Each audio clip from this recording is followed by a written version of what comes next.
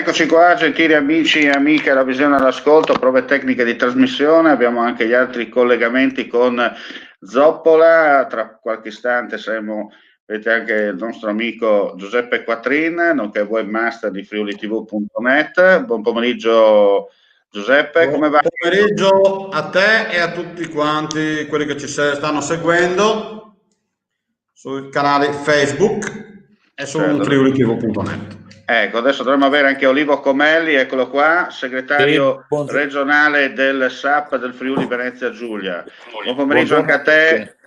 Ecco, buon pomeriggio anche a te Olivo, grazie per la partecipazione. Allora, come hai capito, stiamo iniziando questa nuova trasmissione quotidiana, un quarto d'ora, 20 minuti, chiacchiere in libertà l'abbiamo definita, per parlare un po' di quello che accade in Friuli Venezia Giulia e non solo. Chiaramente abbiamo oggi te ospite perché negli ultimi giorni abbiamo visto, seppur zona arancione, zona semirossa, forse gialla verde, sta di fatto che gli arrivi in Friuli Venezia Giulia non sono mancati, no? Per quanto riguarda i migranti regolari, basta vedere anche ieri oltre un centinaio tra Udine e la periferia. E allora ti passo subito la parola per capire un po' la posizione chiaramente del SAP e cosa si può fare eventualmente e che direttive vi danno da Roma principalmente.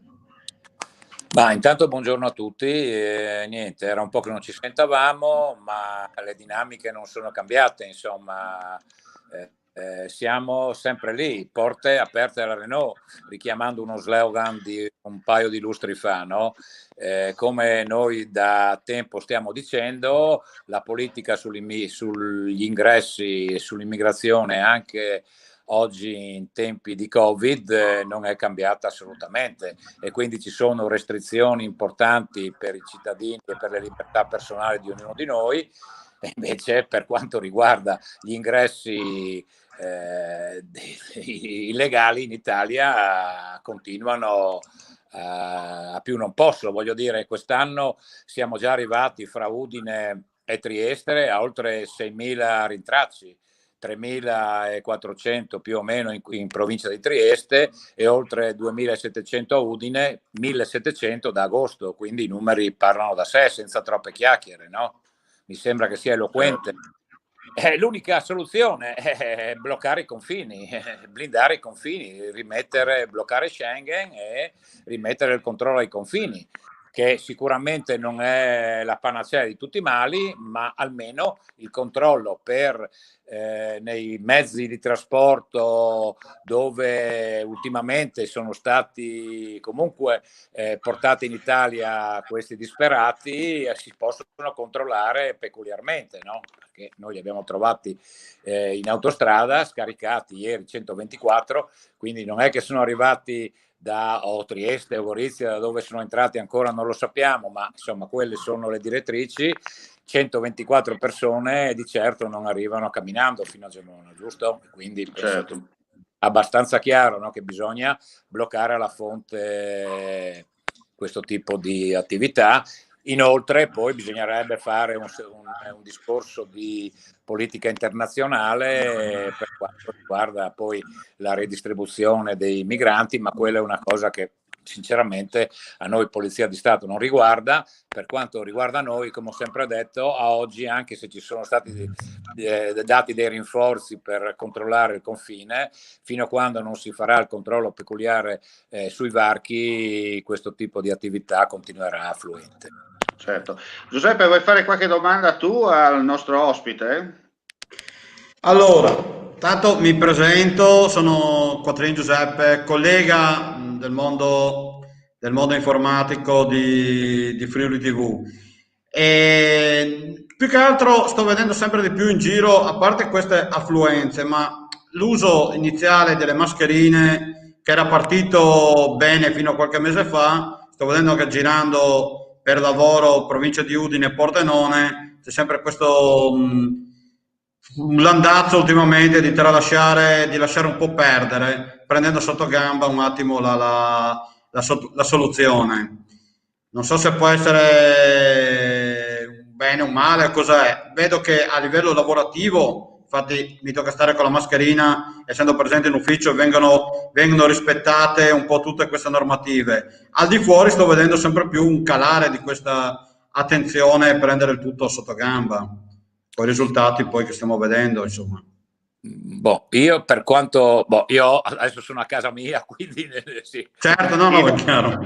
Sono nel mio ambiente familiare, quindi sono senza mascherina, ma io devo dire, ci sono situazioni in cui le persone allentano la guardia, perché non dico che sia naturale, ma dopo insomma un anno di queste costrizioni diventa, anche se poi è diventato ormai un'abitudine mettere la mascherina, in qualche situazione effettivamente si vedono delle persone che sono con la mascherina abbassata, non la portano, però penso che questo sia sì, non sia proprio un malcostume, almeno per le nostre terre, perché ultimamente, almeno da quanto mi risulta a me, la mascherina ormai è diventata un uso quotidiano, e non dico che sia diventato come mettersi i calzetti la mattina, ma più o meno ormai la gente si è abituato a questo nuovo modo di vivere, insomma. Ecco, possiamo dire, Olivo, se permetti, nel mondo del lavoro, no? Anch'io sono da casa, dunque mi permetto di commentare senza la mascherina, perché non ho nessuno in questo momento, dunque posso starmene tranquillo senza il bavero in bocca. Invece, tornando sulla cronaca, perché oggi noi ti abbiamo chiamato chiaramente come segretario regionale del SAP, il Sindacato Autonomo di Polizia Regionale, ma tu fai parte anche del nazionale, come si dice in questi casi. Molto spesso quando venivi ospite da me, quando io operavo all'epoca in una nota TV locale del Friuli Venezia Giulia, ti chiedevo, ma le macchine, la situazione per quanto riguarda il vestiario, il discorso relativo allo stesso stipendio, diciamo così, anche poi la soppressione di alcuni posti di presenza fissa, no? Come commissariati o distaccamenti di polizia stradale sul territorio. Insomma, a distanza di mesi la situazione qual è? Ma allora, è chiaramente questo governo, la sicurezza, le forze dell'ordine, tutto l'apparato non è un problema, perché voglio dire, adesso per quanto riguarda anche i DPI, tutti i dispositivi di protezione individuale, gel sanificatori, insomma, e tutte adesso arrivano con regolarità, ma all'inizio abbiamo penato, e non poco, perché abbiamo dovuto fare, ci sono state aziende che ce le hanno donati, noi stessi come SAP abbiamo acquistato le mascherine per distribuirle ai colleghi, e quindi la situazione non è cambiata. Noi come comparto sono oltre 10 anni che aspettiamo un rinnovo contrattuale. È chiaro che non alziamo la voce, perché in questa situazione qua di disperazione economica non sarebbe corretto. Quello su cui ci battiamo noi sono le garanzie funzionali, che tu lo sai benissimo, ormai noi come SAP sono da anni che lo stiamo denunciando. Noi siamo l'anello debole del sistema e paghiamo tutto quello che non funziona, chiaramente a livello di struttura, ma anche e soprattutto a livello di norme, insomma. Certo, è un po' un disco rotto, possiamo dire, perché se io vado a riprendere i famosi RVM, come si diceva una volta, rimetto su tutte le interviste che ho fatto con te e anche con i tuoi colleghi del sindacato, gira e rigira non è cambiato nulla, no? Se non qualche cappello bianco o qualche, diciamo così, aumento di peso, ma il resto più o meno quello che mi raccontavi 10-15 anni fa è la stessa minestra oggi, no? Certo, sì, quello.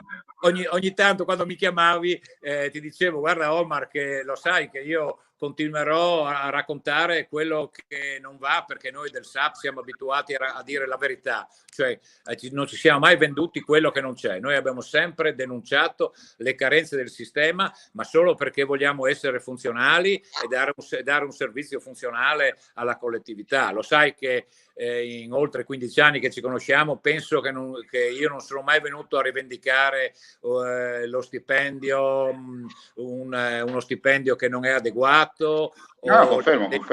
l'indennità come 4-6 ore di servizio esterno pagate a 4 euro, quindi io non sono mai venuto a rivendicare quello, siamo venuti sempre e solo a rivendicare delle situazioni che non ci rendevano la vita come operatori delle forze dell'ordine normale, come un normale lavoratore vuole che sia la propria giornata lavorativa, insomma.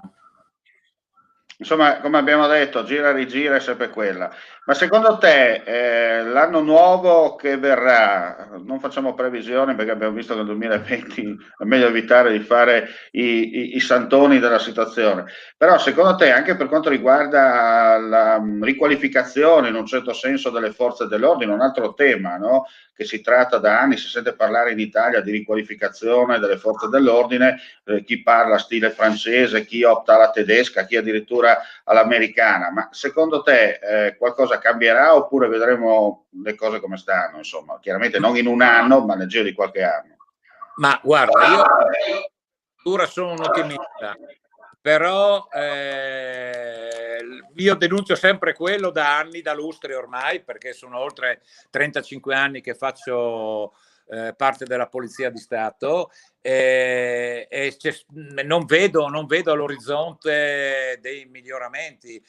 Voglio dire, il turnover è sempre al 50%, perché dopo 10 anni di abbandono, per ripianare quello che si è perso in questi 10 anni ce ne vorranno almeno altri 10, perché nel frattempo sono stati chiusi gli istituti di istruzione, quindi per formare un nuovo operatore da quando parte il concorso a quando inizia a fare la propria opera su strada ci vuole 1 anno e mezzo, anche se adesso sono stati accorciati i tempi di istruzione presso gli istituti di istruzione, che ormai per quanto riguarda la Polizia di Stato gran parte della formazione viene fatta a casa a causa del Covid-19, quindi però è un cane che si morde la coda, voglio dire, per troppi anni il sistema è stato abbandonato e adesso per sanare questa situazione almeno 2 lustri ci vorranno, almeno 2 lustri, perché oggi non abbiamo le risorse e non è possibile rimettere in ruolo il 50% della forza che perdiamo ogni anno, perché come abbiamo detto in tempi non sospetti, o cambiamo radicalmente il sistema, facciamo un'unica polizia come è in gran parte della comunità europea, ma con questo sistema dove esistono 6 polizie, perché l'unico corpo che è stato soppresso è il corpo forestale dello Stato, ex corpo forestale dello Stato, che sono stati integrati nell'Arma dei Carabinieri, ma il resto dell'apparato è ancora come 20 anni fa. Quindi 6 sale operative, 6 caserme, 6 mense, tutto quello che da anni stiamo denunciando e che rendono un sistema farraginoso e non al passo con i tempi. Certo. Senti, tornando invece alla cronaca attuale, per quanto riguarda il Covid-19 tra asintomatici e persone che sono state proprio colpite direttamente, nel vostro settore, in particolare per quanto riguarda la questura piuttosto che i vari commissariati, che aria tira? Ma allora, noi abbiamo anche fra di noi, non tanto nel primo periodo, ma nel secondo periodo del Covid. In questi ultimi mesi abbiamo avuto anche noi molti colleghi che sono stati contagiati, gran parte asintomatici, una piccola parte con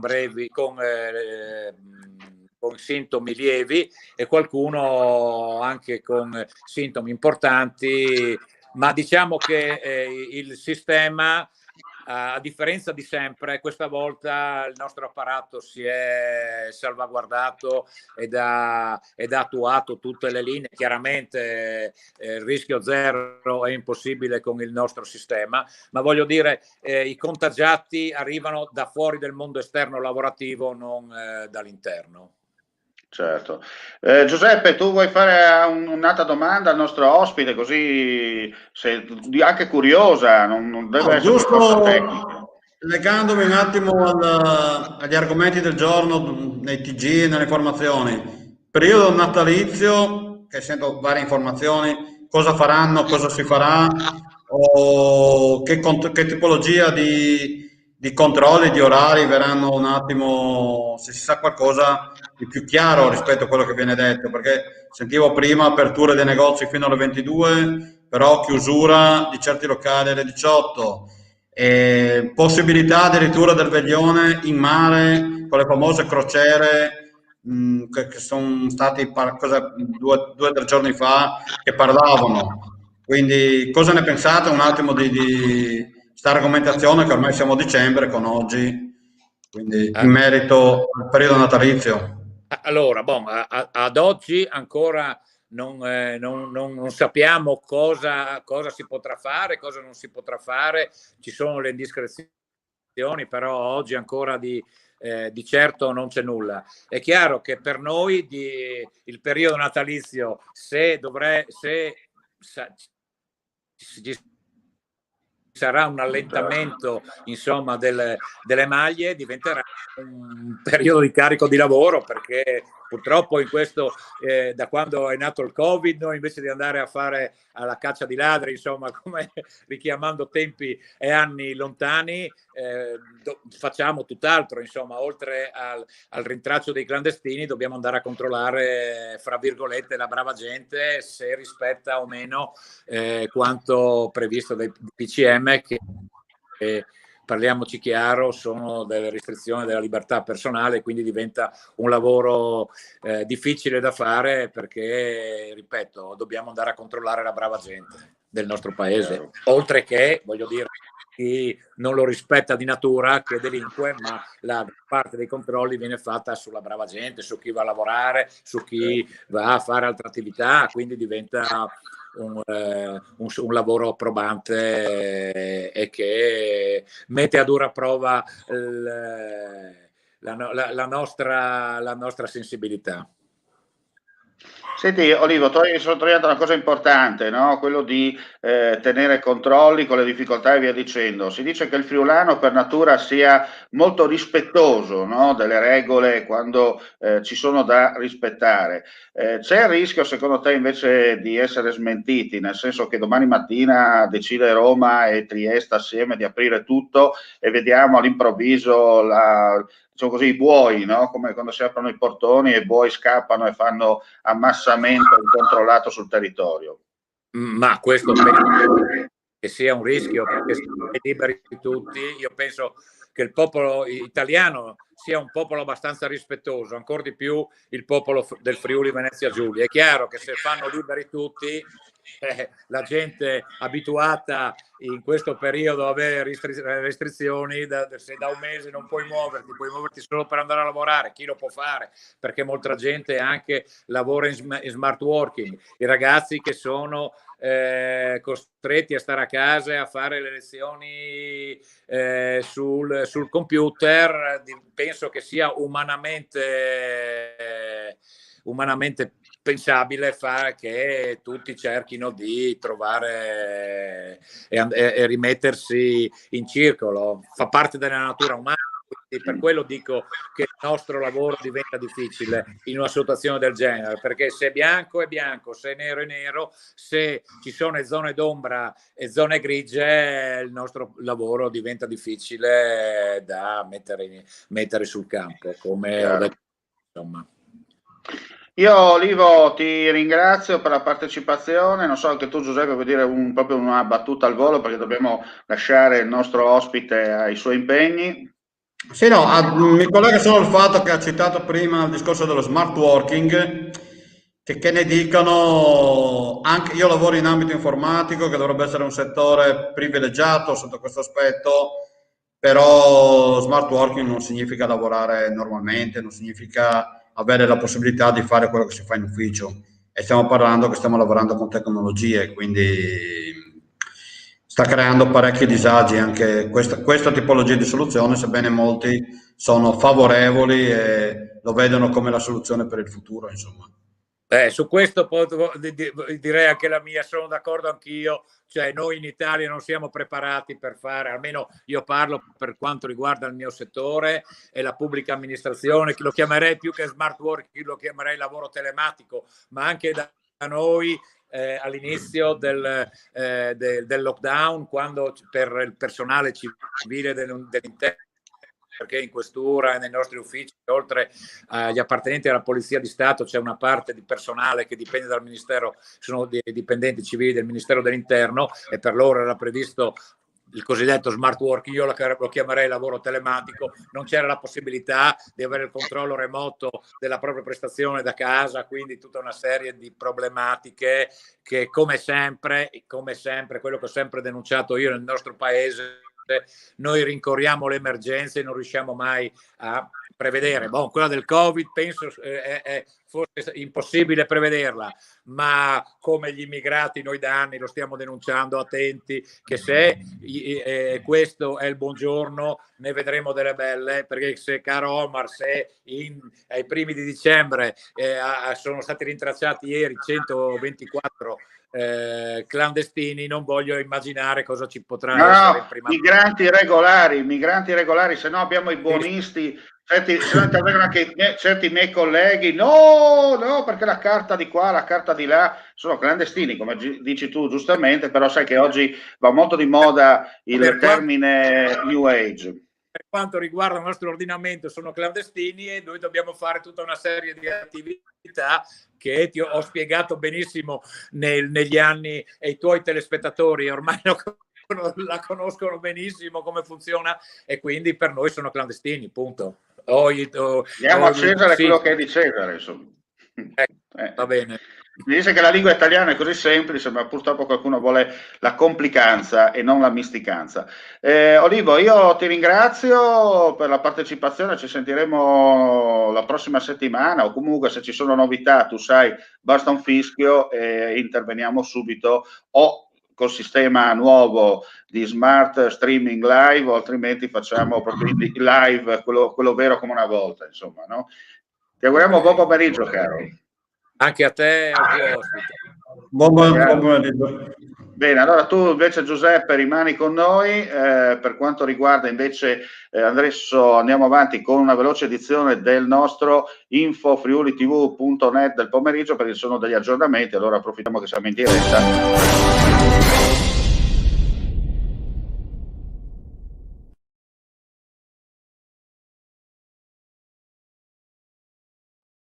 Eccoci qua, dunque è partita la sigla, stiamo facendo sperimentazioni, subito una notizia che è giunta in redazione nel pomeriggio, una tragica fatalità alla Roncadin di Meduno, è deceduto un operaio, 48 anni, Khan Asarf Ali, residente a Maniago, originario del Bangladesh, si è sentito male poco dopo le 23 di ieri sera. I colleghi che l'hanno visto perdere i sensi hanno allertato immediatamente la squadra di primo soccorso dell'azienda, subito intervenuta, che si è resa conto che si trattava di un infarto e ha praticato il massaggio cardiaco e le manovre con il defibrillatore fino all'arrivo dell'ambulanza. Purtroppo ogni tentativo è stato inutile per lui, l'uomo è stato portato successivamente all'ospedale di Pordenone, dove nella notte, ai noi, ha perso la vita. Poi abbiamo un'altra notizia molto interessante, parliamo di carne. A causa di 2 focolai, pensate, di peste suina africana scoppiati a settembre in Germania, in soli 30 giorni a novembre il prezzo della carne suina italiana è crollato del 20%. A denunciarlo oggi, attraverso una nota stampa, è stato David Pontello, coordinatore della sezione economica suinicoltura di Confagricoltura del Friuli Venezia Giulia. Su base annuale ha segnalato, pensate, il valore è sceso in maniera ancora più sensibile di oltre il 30%. Un anno fa la carne di suino valeva 1,80 euro al chilo circa. Siamo arrivati adesso a 1,22 euro al chilo, molto al di sotto della convenienza economica per l'allevatore. Ma sentiremo, no, Giuseppe, anche il nostro amico, appena anche lui potrà essere disponibile, Pancera, no? Il nostro amico Pancera, Confagricoltura regionale numero 1 per quanto riguarda anche la zona Pordenone, Confagricoltura Pordenone. Ecco, tanto, cosa importante, poi tanto fa parte anche del gruppo degli allevatori del Friuli Venezia Giulia. Sentiremo anche l'amico Pancera nei prossimi giorni per capire direttamente da lui la situazione. Sono notizie queste che, come si dice, insomma, non dire che portano a pensare parecchio, no? Sì, Dico che si parla tanto di liberazione e via dicendo. sì, soprattutto visto il periodo, l'insieme che c'è attualmente, anche queste notizie cominciano a mettere parecchie fibrillazione tra le persone. Comunque, come accennavi te, non questa, ma penso ormai la prossima settimana faremo qui nella sede di Zoppola la presenza di Nicola Pancera, che è presidente di Confagricoltura Pordenone e nonché cliente storico, insomma, di Horizon Informatica, sempre presente. È stato il nostro amico, insomma, Sì, chiaramente sì, si dà sempre le dritte, come si dice in questi Purtroppo tocca continuare in questo sistema di trasmissione a distanza con queste nuove sperimentazioni che stiamo testando causa Covid, ma vedremo adesso di perfezionare, di potenziare, come avevamo messo anche ieri su Facebook, e con gennaio 2021 di partire con le trasmissioni ufficiali in diretta.